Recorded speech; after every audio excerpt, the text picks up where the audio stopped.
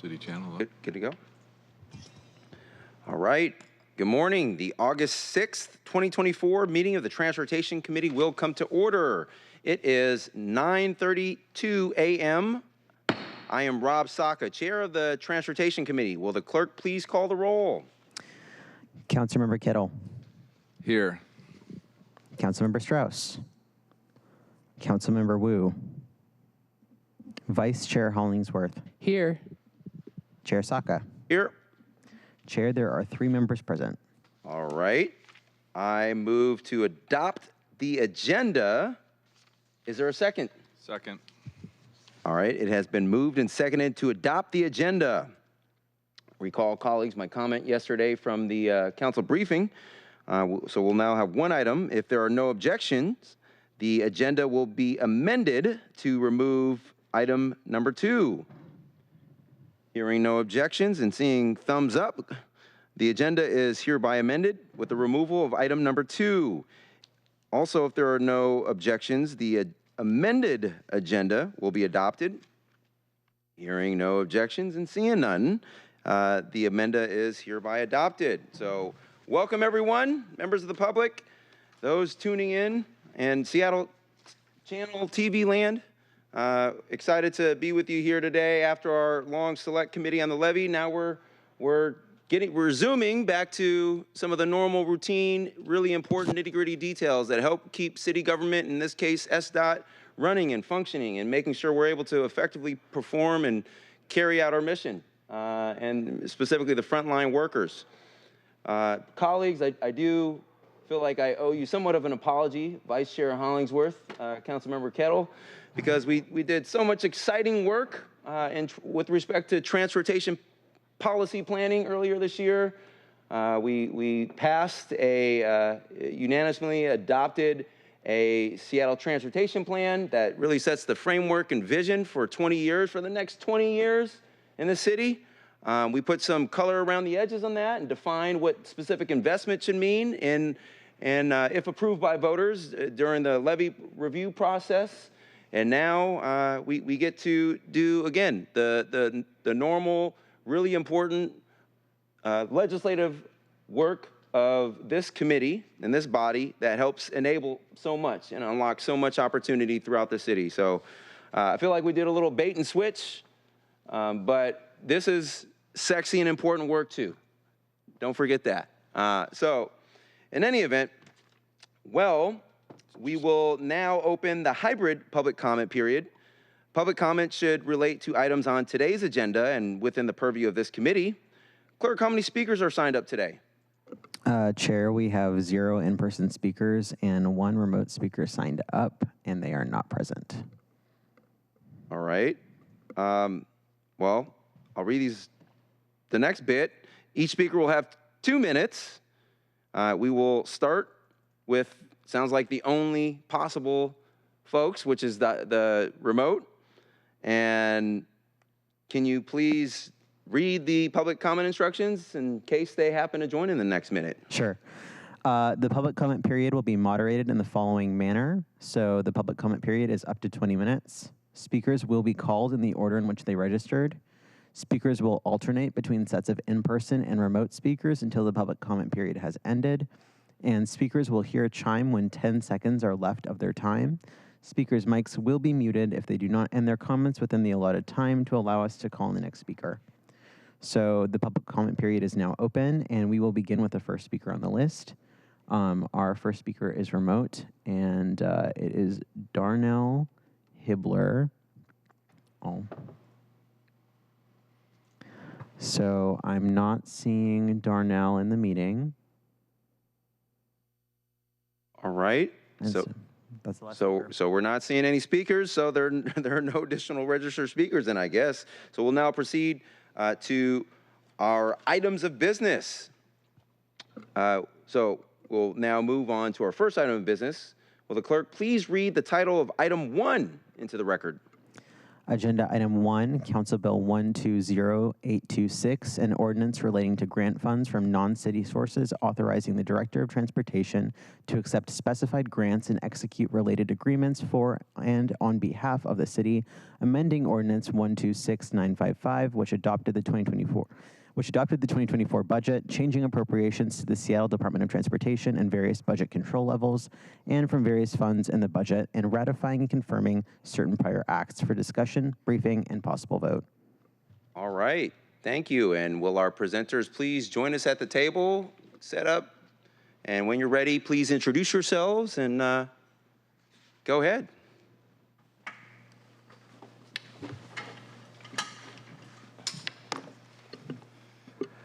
Thank you. Bill Laborde, SDOT. Chris, oh, that on? Chris Godwin, SDOT. Armand Shabazian, SDOT.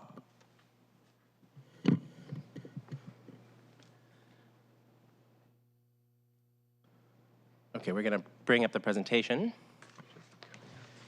And again, for the record, I'm Chris Godwin. I'm the SDOT Finance Manager. I'll be presenting for the first half of this conversation, and then I'll be passing it off to Armand Shabazian, who'll be talking a little bit more in detail about one of the grants and a bit about the AV program. Council members, the reason we're here today is to talk about accepting some grant revenues. As you are aware, in order for the city to accept third-party revenues from outside the city, they have to be legislatively accepted by the city council.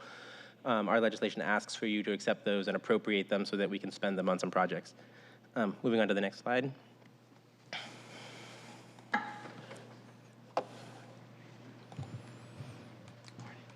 All right, as a reminder, we like to do it in every presentation. Our vision, mission, values, and goals.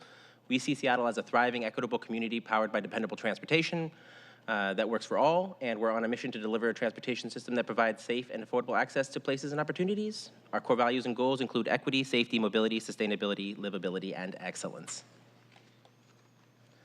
Okay, so we have a couple of awards that we are asking you to accept. The two awards, there's about $303,000 from the Department of Natural Resources for an urban and community forestry grant, and then $500,000 that's a direct appropriation from the state legislature to work on, to model digital conflict area. And as I said, my colleague Armand will be talking about that a little bit more in a moment.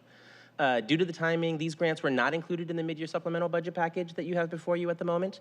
And these funding awards supplement existing programs, but we do not need local match. So the only appropriation increase we are asking is for the grants themselves at this time. So the first grant, we've been awarded a community forestry assistance grant that will help analysis to identify street tree planting opportunities, obstacles, and potential for public investment in 4 census tracts with less than 25% canopy that are also priority in the city's race and social equity index. This is largely going to fund time to go through those census tracts and map where there are opportunities for tree plantings. There are some additional opportunities coming down the pike in order for us to pursue additional funding sources and program changes. But we need to get a good map of where those opportunities exist at the moment. And that is what this work will primarily fund, is time for people to go and map the opportunities. And the actual outcomes will include a GIS layer that we can include in the city's resources. The census tracts that are of particular note here include different neighborhood types: industrial, dense urban, neighborhood residential, and mixed industrial, commercial, and residential. On the second half, I'm going to pass that off to Armand to talk about the actual grant for digital conflict area awareness. Thanks, Chris. So yes, this project is funded by the Washington State Supplemental Transportation Budget, and it will seek to create a digital system to provide information to connected fleets, including autonomous vehicle fleets, on information where there may be conflict areas, including where emergency responders may be located, as well as traffic incident areas. The project will also create an implementation guide for other jurisdictions to implement in their locations. And to provide some background as to how we're framing this work, I thought it might be helpful to go over our timeline for autonomous vehicle operations in the city. Washington State has seen autonomous vehicle activity since 2019, but going back to 2017 is when Governor Inslee authorized autonomous vehicle testing statewide, which created a pathway for companies to test their vehicles anywhere in the state. In that same year, the Seattle Department of Transportation released our new mobility playbook, which included a preliminary framework on how to regulate autonomous vehicle operations. In 2019, the first company started known autonomous vehicle testing. That company is NVIDIA Corporation, and they've maintained a testing presence since 2019. In that same year, SDOT joined the Washington State Autonomous Vehicle Working Group. There's an executive committee that was created, and Seattle was the sole city representation on that committee. In 2021, a second vendor began autonomous vehicle testing. That company is Zoox. They're an autonomous vehicle company that's now owned by Amazon. In 2022, to be more responsive to the increased testing activity, we created a city permit program for autonomous vehicle testing to supplement the requirements that the state has. And some of our requirements include requiring a test driver in all vehicles, providing a first responder demonstration event, and an interaction guide for first responders so they know how to interact with vehicles should they be in a collision. In 2023, we worked collaboratively with the City of Bellevue to create a strategic vision for automated vehicles, which outlines a set of regional goals that can be applied to our jurisdictions, recognizing that autonomous vehicles have the potential to transform transportation beyond just our city boundaries. In 2023, we also issued our first permits to both Zoox and NVIDIA. And also in 2023, SDOT joined the Partners for Automated Vehicle Education, which is an industry collaborative group, and we were one of the first cities to join that group. In 2024, which is where we're at today, we have the Seattle Transportation Plan, which includes the new and emerging mobility element, which now serves as our guide for how we approach this technology. We've also launched our Autonomous Vehicle Inclusive Planning Project, which includes a cohort of community members who are providing perspective and input on how we might approach future autonomous vehicle planning. And we will begin our project, which I will share in more detail shortly. So to guide this project, we have looked at the experiences of cities that have had more mature autonomous vehicle deployments. That includes San Francisco and Austin, Texas.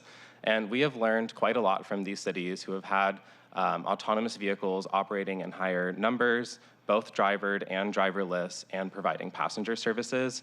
And something that we've seen, especially from San Francisco, is a common occurrence in which autonomous vehicles encounter what is called an edge case, which is a scenario that they might not be well programmed for. And many of those edge cases involve first responders. We've seen numerous instances of autonomous vehicles not properly pulling over when there's a firefighting vehicle passing, or not being able to detect fire hoses and running over fire hoses, and not being able to adequately accept traffic control maneuvers from human traffic control officers. So this diagram is an example of what happens when an autonomous vehicle experiences a conflict with the first responder presently. So what ends up happening is the vehicle will come to a stop. It may come to a stop in a position that is inconvenient for first responders, especially blocking their travel path. First responders then have to either connect with a remote advisor from the autonomous vehicle company or call 911 dispatch to then be connected to the autonomous vehicle operator. From then, the autonomous vehicle operator might then engage their fleet support folks to come out and physically move the vehicle, which can take as long as 20 minutes. Concurrently, first responders may then ask for traffic control to come out and tow the vehicle. But needless to say, many of these interactions cause significant delays, which can often hamper the reaction times for first responders. And that all came to a head with an incident in which an autonomous vehicle that was carrying a passenger in San Francisco collided with a fire truck that was responding to an emergency, and that significantly delayed the emergency response time. So to avoid that, we are looking to implement what we're calling a digital conflict awareness system. So what we are proposing to do is to intake the information that the city is producing, which includes our real-time 911 dispatch, information on our construction zones, and also our real-time traffic incidents, to take all of that information that we have and translate it into a data standard that is able to be read by connected fleets, including autonomous vehicles and other connected fleets. We will use that information to create specific geofences, which are essentially digital boundaries that vehicles should not approach. And these digital boundaries can be quite nuanced. So for certain emergencies, we might institute a slow zone for vehicles to move more slowly if there might be traffic control, or a specific no-go zone so that vehicles should find an alternative route. We'll then be providing those geofences in real time as the real-time data is produced to the different fleet operators, and we'll be able to monitor how that feed is being used to make sure that operators are actually intaking that information and utilizing it. Our plan is then to engage with the different autonomous vehicle operators to understand the impacts it might have on their operations, both positive and negative. Some positive impacts could be a reduction in interventions by the remote operators to help guide vehicles, or a successful reroute by an autonomous vehicle to avoid a conflict zone. We will then work with the University of Washington to create an implementation guide for other cities who are also already using this open data standard. So the outcome is that autonomous vehicles and also other connected fleets will already be aware of conflict zones before they approach them, and will be able to avoid them to avoid any downstream impacts caused by these conflicts.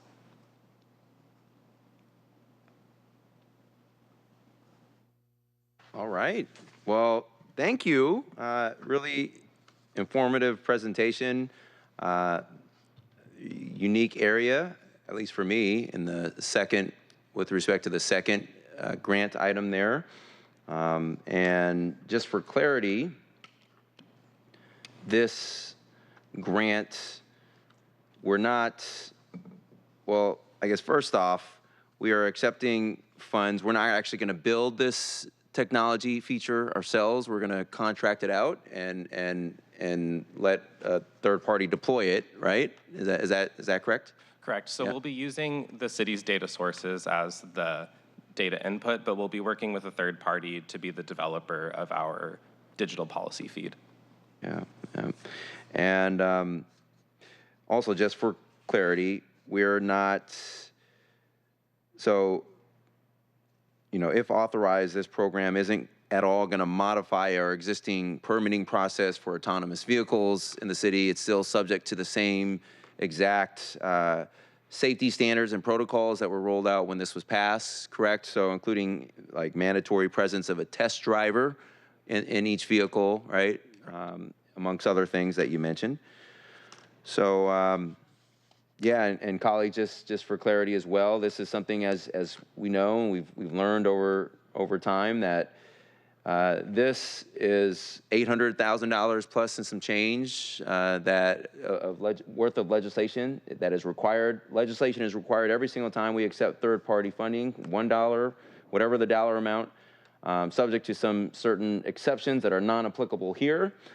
Typically, we address this process, the normal legislative instrument pursuant to which we enable and are able to accept this kind of funding is through the budget and the supplemental budget process. And in certain occasions like this, we have standalone legislation to allow us to do that. And this is one classic example. So cool stuff. I see there are, well, first off, I note that Councilmember Wu is here. And so thank you for joining. And also, Councilmember Strauss is excused unless and until he's able to join in. So, but we have some questions. Councilmember Kettle. Thank you, Chair Saka. Thank you very much for the presentation, and very interesting. Look into the future, and it'll be interesting how things play out. One piece that caught my attention, and this is something that I've been thinking about in a more general sense, because my exposure to this is much like your regular Seattle. Like, you read it in articles, you hear about San Francisco's experience, you see different pieces like that, and so I don't have the in-depth piece that Chair Saka will get because of his work with SDOT. But I did find the experience of San Francisco interesting as it relates to, and this has been a topic lately, of the SDOT public safety world's interface. And I was just curious if there's anything further on that in terms of SDOT to SFDOT, and then is there any kind of coordination between the public safety world here in Seattle and then the public safety world in San Francisco, for example, or any other part of the country that may have a similar program? And is there any early lessons learned in terms of that? Yes, thanks for the question. So we have been working very closely with the Seattle Police Department and the Seattle Fire Department to keep them updated on all of our projects and also the developments we've seen in other cities. Most recently, we've connected the Seattle Fire Department with the City of Austin's Fire Department, who's leading conversations on better alignment between first responding organizations and to share lessons learned. So we have made those introductions, which is exciting. SDOT is also very active in NACTO, which is the National Association of City Transportation Officials. They have an autonomous vehicle peer working group for cities, and we're very active in that group, and we also share out information that we learn with the police and fire team. And we keep police and fire within we have a citywide autonomous vehicle interdepartmental team that we share regular updates with. We've also, through our engagement with police and fire, uplifted some areas that we've really heard loud and clear to both the vendors that have a testing presence in the city, as well as to state policymakers that are considering deployment legislation. Some of those include our request to have a device on the exterior of the vehicle for first responders to be able to automatically talk with fleet support. Currently, the companies that are testing autonomous vehicles require a firefighter or a police officer to call a phone number using a telephone, which we've told them isn't quite sufficient for someone who might be wearing responding equipment. They might not have their phone on them. So we've been very active in uplifting what we've been hearing from police and fire as well to the vendors. Also the demonstration? Yes, and as part of our permit program, we also require a demonstration event for first responders. So we most recently held one with Zooks, who has the largest testing presence in the city.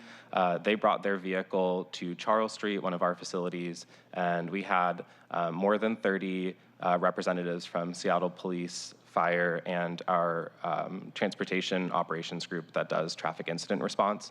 And they got to have a very sustained amount of time asking questions with the vendors and also physically interacting with the vehicle to see how they might engage with the different sensors and how to turn off the vehicle should it be involved in a collision.